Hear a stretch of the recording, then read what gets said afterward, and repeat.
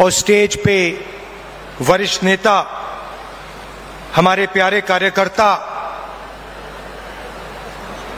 छत्तीसगढ़ के भाई और बहनों, प्रेस के हमारे मित्रों, आप सबका यहां बहुत बहुत स्वागत, नमस्कार।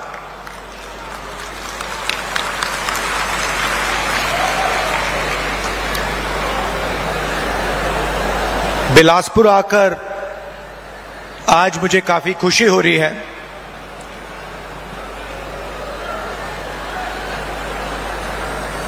बैठा था और मुझे ये रिमोट कंट्रोल दिया गया और कहा कि देखिए, इस पे आप इसका बटन दबाइए। और जैसे ही हमने बटन दबाया तो हजारों करोड़ रुपए सीधे छत्तीसगढ़ के गरीब जनता के बैंक अकाउंट में गए।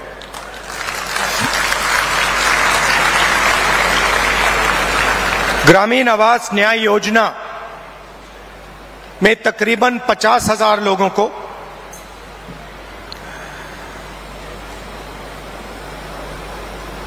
1-2 सेकंड में बैंक अकाउंट में पैसा मिला। पीएम आवास योजना में जो हिंदुस्तान की सरकार की जिम्मेदारी है,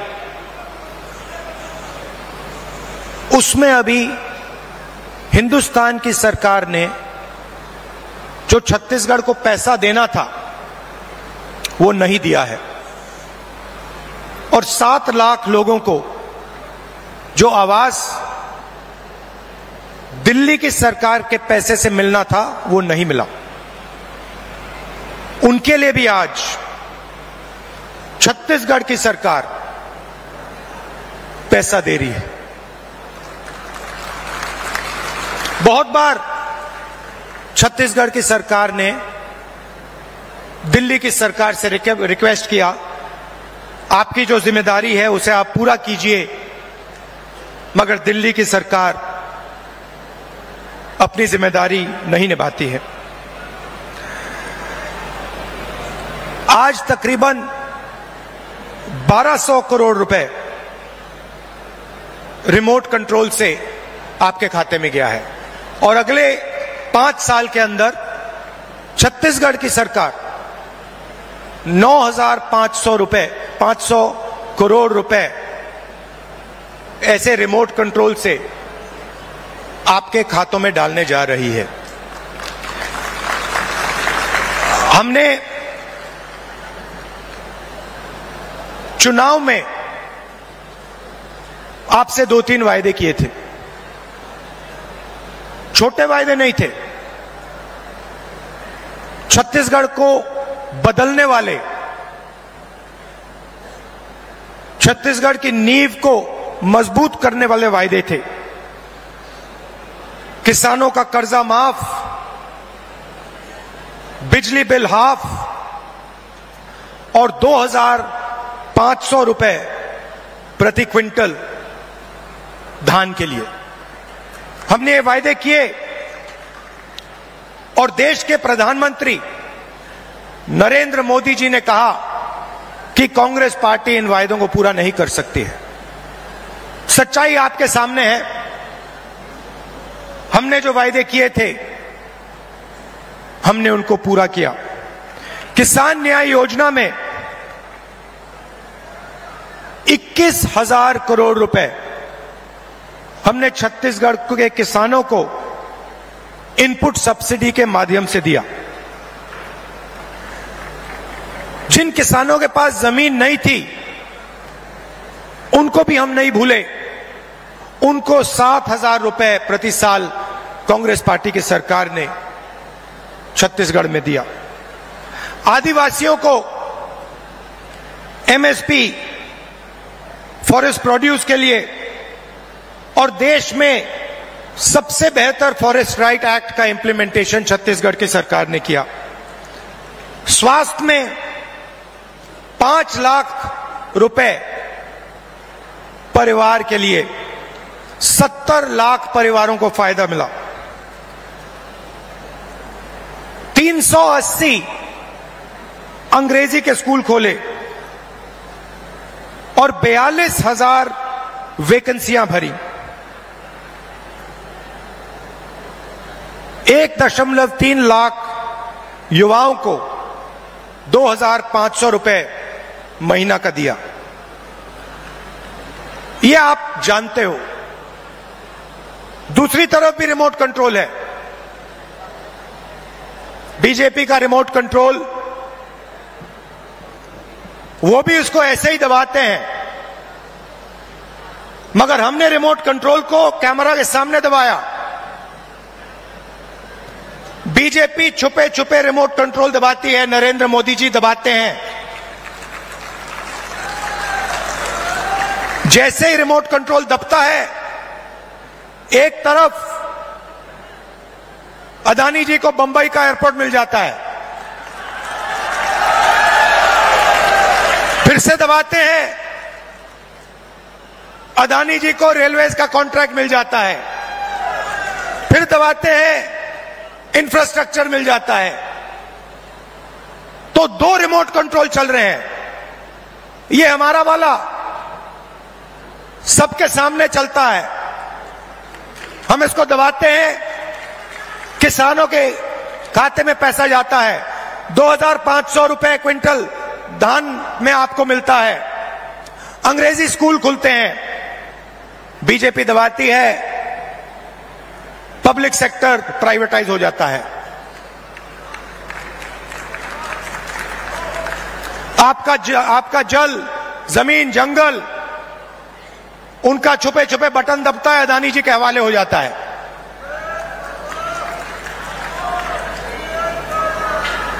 तो 2 तरीके के रिमोट कंट्रोल हैं। अब मैंने उनके रिमोट कंट्रोल के बारे में पार्लियामेंट में बात उठाई। मैंने नरेंद्र मोदी जी से पूछा कि मोदी जी, आपका अदानी जी के साथ क्या रिश्ता है? डिफेंस में अदानी जी को पूरा का पूरा फायदा, पोर्ट्स में पूरा फायदा, एयरपोर्ट्स में पूरा फायदा। आपने 5 किसानों के कानून, काले कानून बनाए, उसमें उनको फायदा देने की कोशिश की। तो मैंने उनसे पूछा, नरेंद्र मोदी जी, आपका रिश्ता क्या है? उनके हवाई जहाज में आप जाते हो, रिश्ता क्या है? जवाब मिला, मेरी लोकसभा की सदस्यता रद्द कर दी।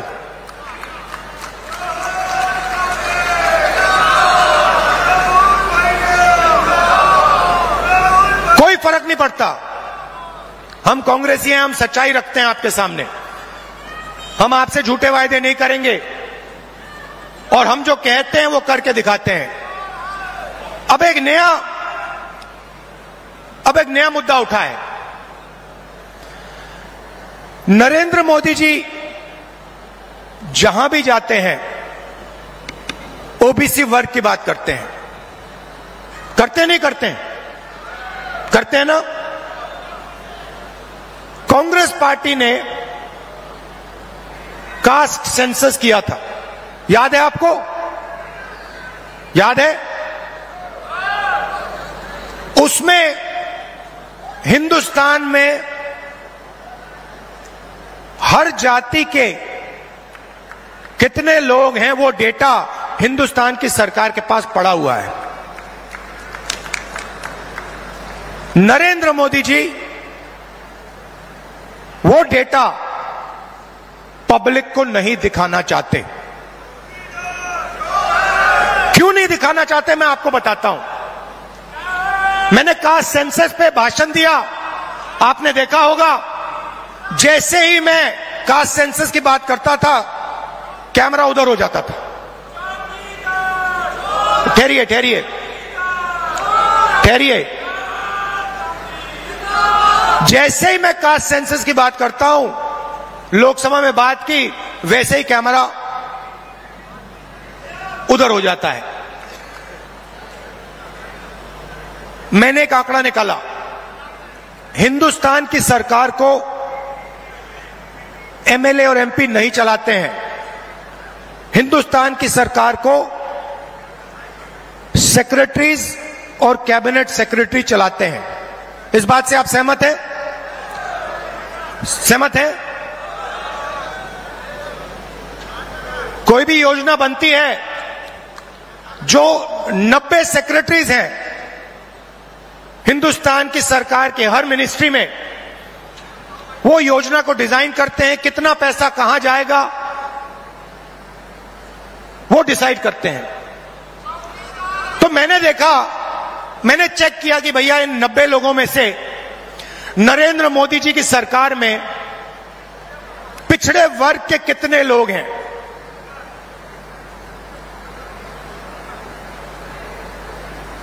आप हिल जाओगे। 90 लोगों में से सिर्फ 3 लोग ओबीसी समाज के हैं, और वो 3 लोग हिंदुस्तान का सिर्फ 5% बजट कंट्रोल करते हैं।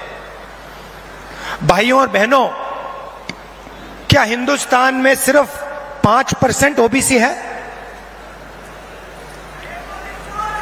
यह सबसे बड़ा सवाल है, और इस सवाल का जवाब सिर्फ कास्ट सेंसस से मिल सकता है।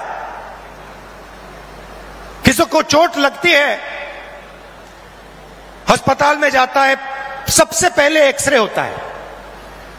पैर में चोट लगती है, डॉक्टर एक्सरे करवाता है, कहता है भैया देखते हैं क्या हुआ है, कैसी चोट लगी है, पैर टूटा है या नहीं टूटा है। भाइयों और बहनों, कास्ट सेंसस हिंदुस्तान का एक्सरे है। इससे पूरे देश को पता लग जाएगा कि ओबीसी कितने हैं, दलित कितने हैं, आदिवासी कितने हैं, महिलाएं कितनी हैं, जनरल कास्ट के लोग कितने हैं। और एक बार ये डेटा हिंदुस्तान की जनता के हाथ में होगा, तो फिर देश सब लोगों को लेकर, सब लोगों को भागीदारी देकर आगे चल पाएगा। अब मैंने ये सवाल लोकसभा में पूछा, नरेंद्र मोदी जी से पूछा कि आप कास्ट सेंसस से डरते क्यों हो? कास्ट सेंसस का डेटा सबके सामने रख दो, जो आपकी सरकार की सच्चाई है, आप हिंदुस्तान की जनता को दिखा दो, डरो मत। मगर नहीं, उनके मंत्री कहते हैं, हमारे ओबीसी के विधायक हैं, ओबीसी के सांसद हैं, और उन्हीं सांसदों से आप लोकसभा में बात करो, वो आपसे कहते हैं कि भैया देखो, हमारे से कोई कुछ पूछता नहीं है, हम कुछ बोल नहीं सकते, हमें तो यहां मूर्ति जैसे रखा हुआ है। असली निर्णय हिंदुस्तान के सेक्रेटरी लेते हैं, ब्यूरोक्रेट लेते हैं, नरेंद्र मोदी जी लेते हैं। तो अगर ओबीसी को भागीदारी देनी है, दलितों को, आदिवासियों को, महिलाओं को भागीदारी देनी है, तो कास्ट सेंसस करवाना ही पड़ेगा। और अगर नरेंद्र मोदी जी कास्ट सेंसस नहीं करवाएंगे, तो जैसे हमने कहा था यहां पे, जैसे ही हमारी सरकार आएगी, पहला कदम कास्ट सेंसस होगा, और ओबीसी को जो भागीदारी मिलनी चाहिए वो कांग्रेस पार्टी करके दिखाएगी।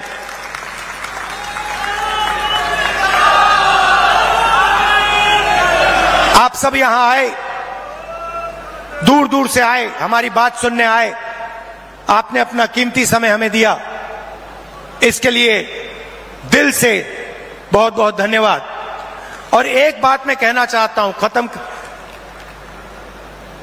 एक बात कहना चाहता हूं, देखिए, कांग्रेस पार्टी जहां भी सरकार चलाती है, चाहे वो राजस्थान हो, हिमाचल हो, छत्तीसगढ़ हो, कर्नाटक हो, हम जनता की सरकार चलाते हैं। कर्नाटक में हमने 5 वायदे किए, ऐतिहासिक वायदे। चुनाव जीतने के एकदम बाद कैबिनेट ने 5 वायदे पूरे कर दिए। छत्तीसगढ़ में हमने वायदे किए थे, पहली कैबिनेट मीटिंग में हमने वायदे पूरे करे, और यही हमने हिमाचल में किया, यही हमने राजस्थान में किया। हम आपसे 15 लाख वाले झूठे वायदे नहीं करेंगे, और हमारा रिमोट कंट्रोल जो चलता है सबके सामने चलता है। हमारी अदानी जी की सरकार नहीं है, हमारी किसानों की, मजदूरों की, दलितों की, आदिवासियों की, पिछड़ों की, कमजोर वर्गों की सरकार है। बहुत बहुत धन्यवाद। नमस्कार, जय हिंद।